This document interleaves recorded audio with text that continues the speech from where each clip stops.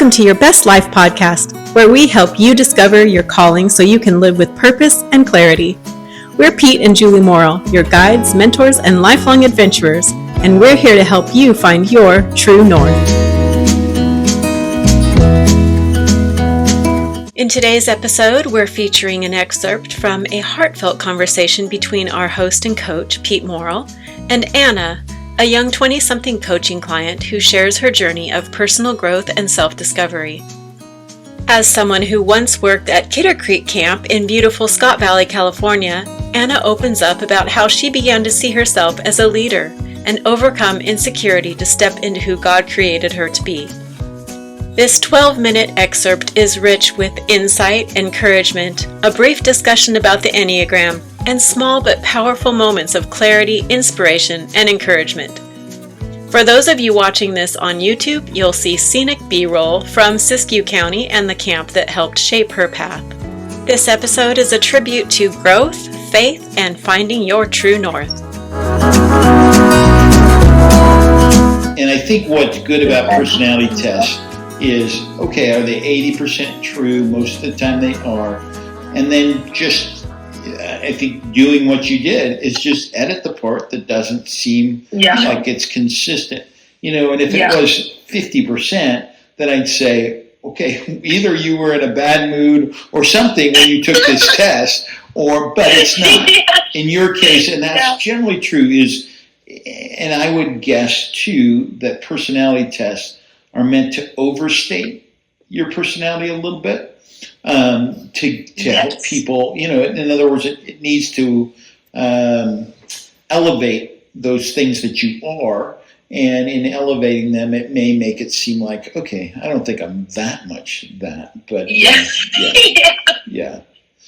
Yeah, I will say I've never once in my life taken the enneagram and got 8. Okay, and you ended up with an 8. Simon told me it was my highest one. Well, it put you as a bunch of things. See, that's what I don't like about this, is it says blending, and you know, it's kind of like, oh wow, okay. And when it described you, it did describe an 8 in some of the ways that it described you, which surprised me as well. I didn't read all the fine print. I mainly read the things that you highlighted, but I thought, wow, she's more of a domineering leader than I thought, and I think that's probably not true. Would you agree or not? I definitely I feel like I can have those tendencies. I think it's the same thing. I definitely see some of those tendencies, but not to the level that it wrote about. And I will tell you this, at least I've taken the DISC test many times and the Enneagram a few times. I have taken the Myers-Briggs. But all these personality tests do change because you're in different environments.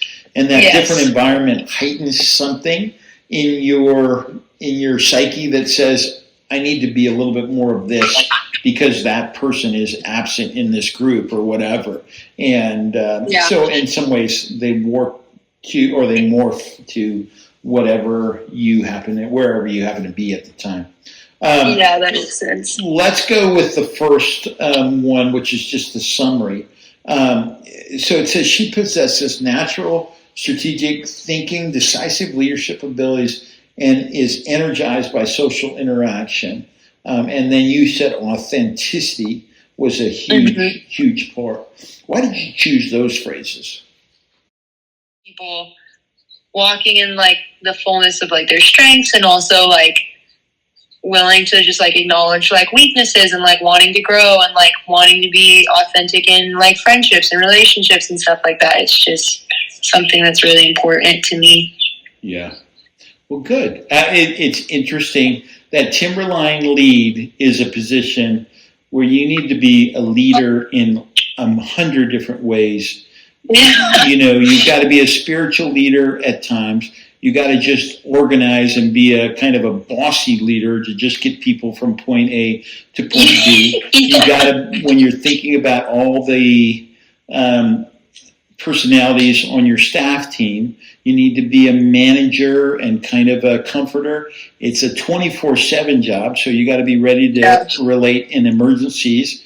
You perhaps have to relate to the camp director. Perhaps you have to relate to parents sometimes. It is a good way of stripping away and telling you whether you're a leader or not. And I've seen it done. Yeah. I've seen people get it stripped away and we've realized they're not a leader. And I've seen it stripped away and people realize maybe for the first time in their life, wow, I really am a leader. It's not that big a deal for me to make this all happen. So yeah. It's interesting. Probably the first time I realized I was a leader was when I was the program director at Kings Arrow Ranch in Mississippi, and it was my second year there. So it was comparable to the Timberline lead, except you were in charge of.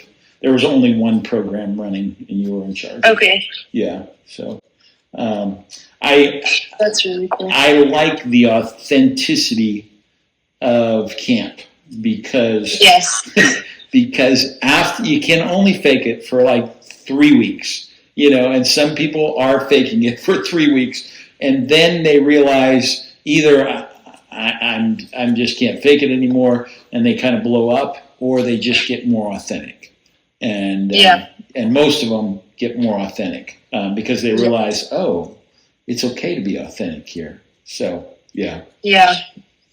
that's so good, so true.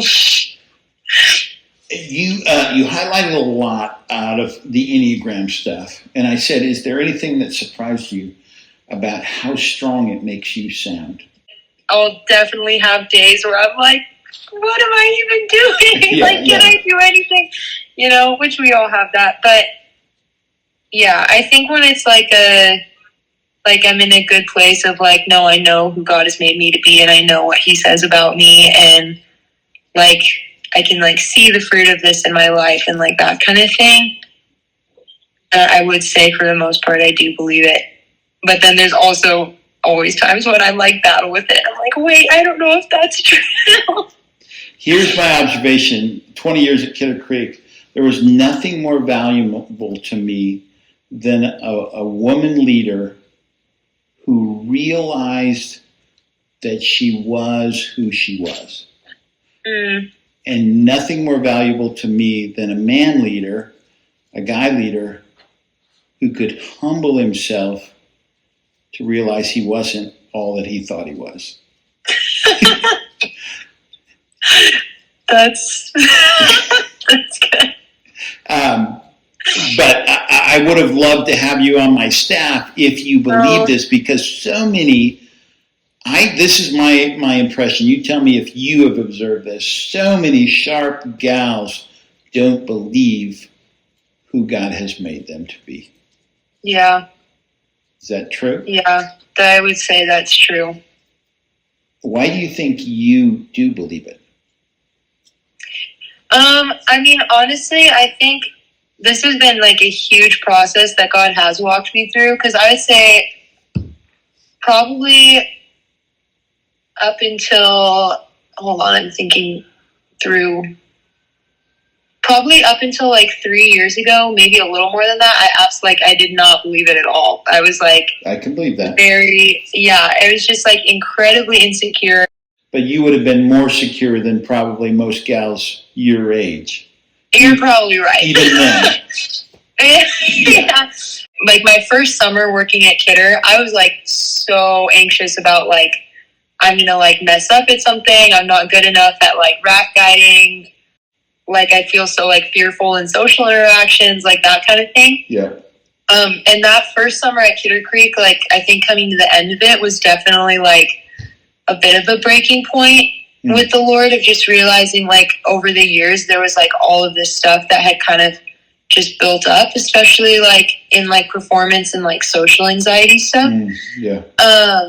And kind of starting that fall after, it was really just this season of whenever I tell the story, I always say I feel God was reintroducing Himself to me, because that also came out in my relationship with God a lot, of just always being afraid of oh, I'm not doing enough, oh, I'm gonna disappoint him, or like, am I really actually a believer if I'm like, am not praying enough or not reading my, like, right. just all I missed this, the quiet time today, so stuff, yeah. you know? And so, yeah, just like that process of the fall, like, it was like, just like God was like reintroducing himself to me of like all this stuff that I knew like the answers to, but maybe didn't really like believe in like my heart or in my experience of it, kind of thing. And just especially like that Christmas break of my junior year of college, I had this encounter with God of just like, I feel like I really like actually like felt and experienced and understood like the depth of God's love for the first time. And it like radically changed my life. And so then like after that Christmas break, when I went back to Biola for the spring, like I started like having more, like getting more like ministry opportunities and like leadership opportunities and like stuff like that. And like just started learning how to like walk in those things of like actually like believing the truth of what God said about me and like who he is and how he feels about me and that kind of thing. And it was just like total game changer. And so I feel like that's just been, especially the last 3 years, like something that God has really been walking me through to like actually own and believe like who he is, and then in that what he says about me, and not be like constantly putting the pressure on and like worried about like, oh, am I doing enough? Am I in myself enough? Like that kind of thing, you know? Yeah. Here's what's going to happen is as you live your life, other women are going to wonder how you got there. And that's a tremendous gift that you can give those who are maybe brave enough to ask how you got there. And I think really what you just told me was I went through all the petty insecurities that I had, and then I just got overwhelmed by God's sovereignty or God's grace in my life. Yeah. And that's good. It's a big journey, right? And but it is a gift that you can give, not just to women, but that'll be the natural place, right? To people that